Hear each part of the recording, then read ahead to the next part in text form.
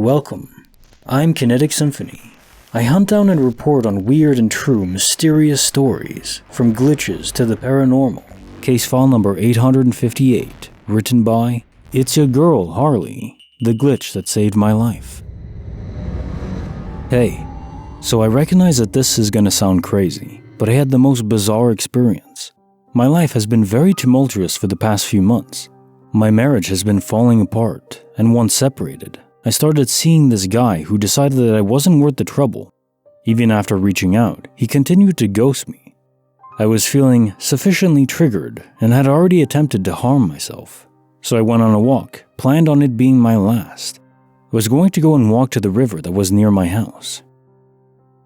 I started off in the neighborhood facing the river. There was a chance to cross a road called Fort Meigs Road. I did.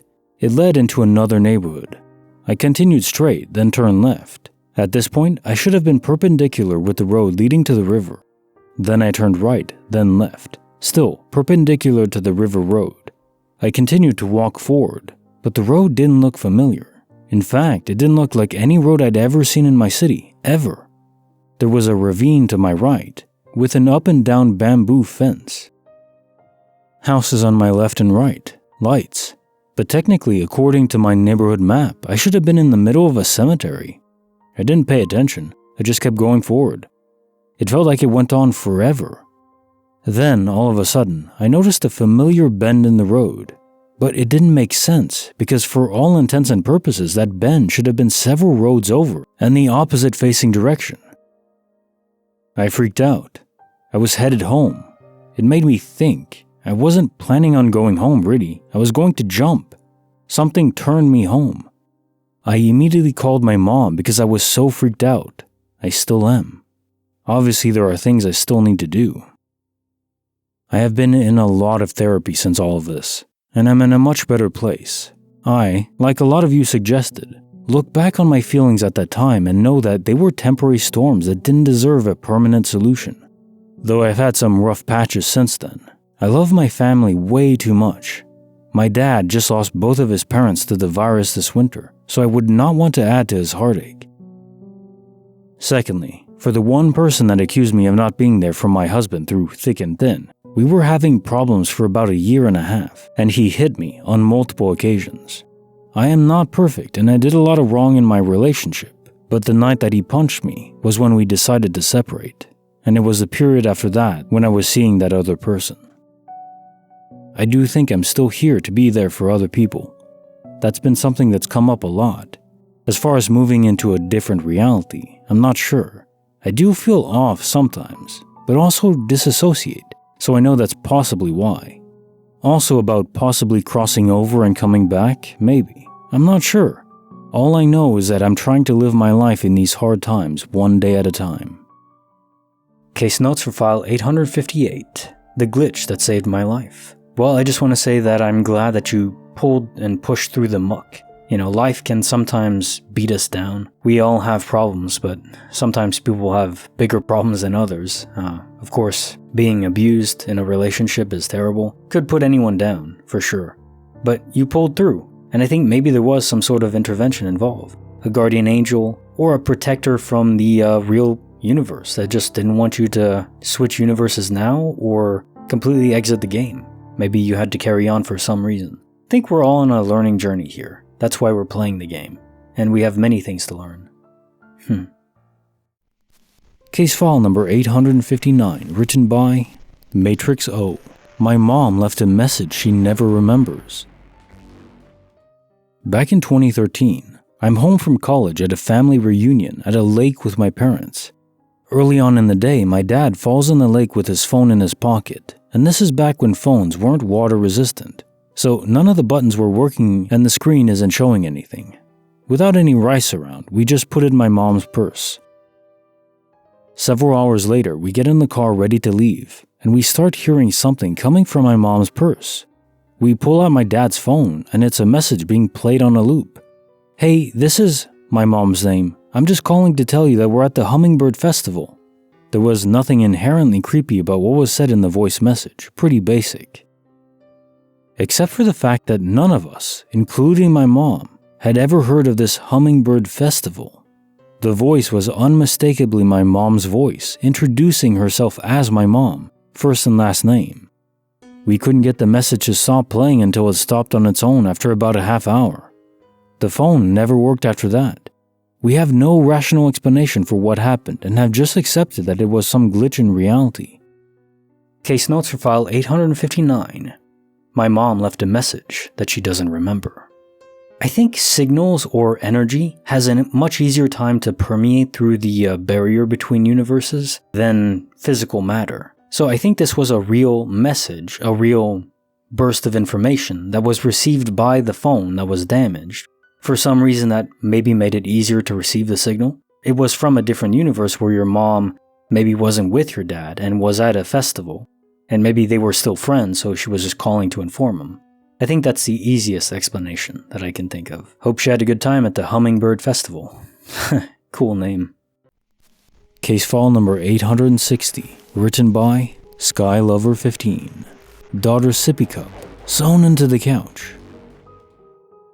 Me, my husband, and our daughter went to have a mini vacation at my mom's house, who lives almost 3 hours away from us. We spend the day there, and all is well until it gets to dinner time. I take my daughter's sippy cup, it's a kind with a sassy saying and the only one of its kind that we had, and hand it over to my husband so he can have it while he watches our daughter. Meanwhile, I'm grocery shopping with my mom. We get back to her house, and my daughter starts saying she wants juice. I asked my husband where the sippy cup was, and he said he set it down on the table, but it's gone. We looked everywhere, and it completely disappeared. Defeated, I go back to the store and buy her another one. We finished the vacation without incident. About 3 to 4 months after coming back home, I noticed a hard bulge in my couch.